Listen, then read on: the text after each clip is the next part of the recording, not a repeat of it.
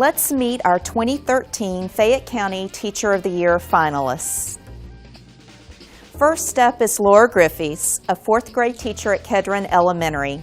Her classroom is a community of learners and teachers.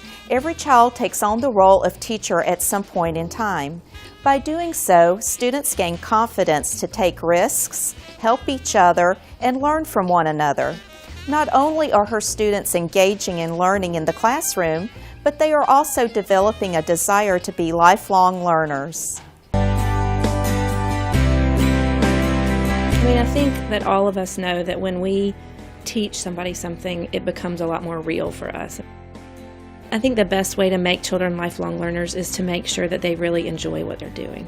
As far as reading, I try really hard to find books that really connect with the kids, that connect with what we're studying, that make things exciting, so that they just find that love for reading. And I think confidence is a big thing for kids. If they don't have that confidence in their academic areas, then they're really going to struggle, and that starts now. It starts. There are already kids who will say, well, I'm just not good at math, or, well, I hate reading. And if we can build that confidence now, because if they lose it now, middle school and high school, it's so hard to regain it at that point. So I really think, and I think teaching other kids is maybe most important for the struggling learners, because they feel like they're always the ones who are being taught and always the ones who are being pulled for extra help. And when they do get a chance to shine and to be the expert, I think that really can just turn them around. If you can find that moment, that thing where they can share and they can shine, it really is a wonderful thing for them. The skills that are the most important, I think organization is a huge one. If you're not organized and you don't have things planned, your students they'll take over and they'll organize it and they'll plan it, and it might not be the plans that you want. I feel, first of all, so blessed to be here at Kedron. We have an amazing faculty, and I can't tell you, every day when I walk down the hallway, I'm looking in other teachers' classrooms, and I'm thinking, I need to go talk to them about how they do this, and I need to go talk to them about how they do that. And so when they nominated me as their Teacher of the Year, I was floored, really, because we have an amazing, amazing staff. I go home and I think about those kids just like I think about my kids. You go home and you worry about them just like you worry about yours. And you're thinking, every day when I'm getting ready, what am I going to do? How am I going to make this real for them? And so I know that all of the other teachers in the county are the same way. You live and breathe it. And so I really am honored to be sitting where I am today. Next is Susan Scafe, an 8th grade Georgia history and gifted English teacher at Flat Rock Middle. She views her students as her children and works in partnership with their parents to help them succeed. Her lessons go beyond social studies and English. She teaches manners, social graces, first aid techniques, and anything else her students need to learn that will help them prepare for their futures. You can't do this job in a bubble. You can't say to yourself, I'm the person that's responsible for this child's education. It doesn't work that way. It takes a lot more than one person. If you can't take what I've taught you in social studies and apply it to your whole life, then what good is it? And in a Georgia history class, what I tell my children is I'm teaching you to be informed Georgia citizens and to go on to be productive members of society, so that you can get a job, so that you can support your family, that you can have positive adult relationships. So if you display something that I know is bad manners and that someone would find offensive, then I'm not a very good teacher if I don't say to you, oh, you can't say things like that to people. Here's a better way to say that, or think about how that must have made that person feel. Is that what you really meant to say? You need to understand that your content knowledge is only part of what it takes to be a good teacher. Yes, you have to know your content, but you also have to be an expert at crowd control. You've got to keep a certain number of children inside a classroom. You've got to organize your classroom in such a way that they can move around and not interfere with each other's personal space. There's so much to being a teacher that you have to understand that if the only thing that you know about is your content, then that's not enough.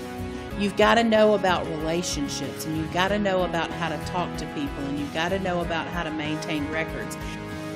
You've got to let your students see you as the real person that you are, and to think about you as a person and to value you as a person, because they're going to want you to value them as a person. And if you want that give and take between that child and don't want it to be an adversarial relationship, then you have got to come off as the person who they can always come to, they can always depend on. To know that other people think that I do a good job, that is the best feeling in the whole world. It's like when you have a student tell you that I love your class is my favorite class of the day. There's nothing that feels better than that. So having a faculty come together and say, out of all the great teachers in our building, and trust me, there are some great teachers in this building, a lot of great teachers in this building, that we picked you to represent us as our finest for this moment. So it makes you feel good. It's very affirming. It makes you feel validated in your career choice. Our third finalist is Chasity Manning, an Advanced Placement World History and regular World History teacher at Fayette County High. She works hard to make her students realize that they can be whatever they want. Nothing is out of their reach. She shares with them her own experiences of overcoming obstacles to reach her dreams. By believing in her students, she gives them the skills necessary for success. I feel to be a good teacher, you have to care as much about the children as you do your subject. And I think that sometimes gets lost, and just the going through the motions of, okay, I've got to cover this, and oh no, the EOCT's early, and so and I've got to get through this 180-day curriculum, and I'm not going to be here that many days, that kind of stuff. And I think sometimes we get so curriculum focused that we forget we're really here for the kids. I look at world history like I want them to be good global citizens and understand what's going on in the world. So curriculum-wise, I want them to be educated and literate, about the world. I think if you can make a relationship with a student, whether it's, complimenting their shoes or, asking, well, how did the softball game go? Or, that student will perform for you. No matter if you're trying to teach them, advanced calculus, or they will try to learn it to the best of their ability to work for you. And I found that a lot in the remediation classes, that it was about establishing relationships first and then about content. Because once they felt I was in their corner, then they will work, And so I feel that's really what makes a successful teacher. To me, it's about perfecting it for the kids and their experience and really inspiring them to achieve their greatness. Now, I know AP World History or World History in general is not going to make or break their lives. But if I can give them the belief in themselves, then it's worth it. It's worth all the extra classes. It's worth the extra time. I don't know, it's just really been magical because I get so much gratification from my job already. Then to know that I'm appreciated by the faculty and that they recognize the hard work, it's just amazing. And to be honest, I'm probably still in shock that y'all showed up, at my door, because I just think there's so many wonderful teachers out there, and we all do such a great job, and pour our heart and soul into it, It's just amazing to get this opportunity to be able to, represent teachers. It's just such an honor. I mean, it's absolutely amazing. Our three finalists represent the best educators in the state and nation. The winner will be announced at the Teacher of the Year ceremony on April 25th at New Hope Baptist South Campus, starting at 6 p.m. The event is free and open to the public.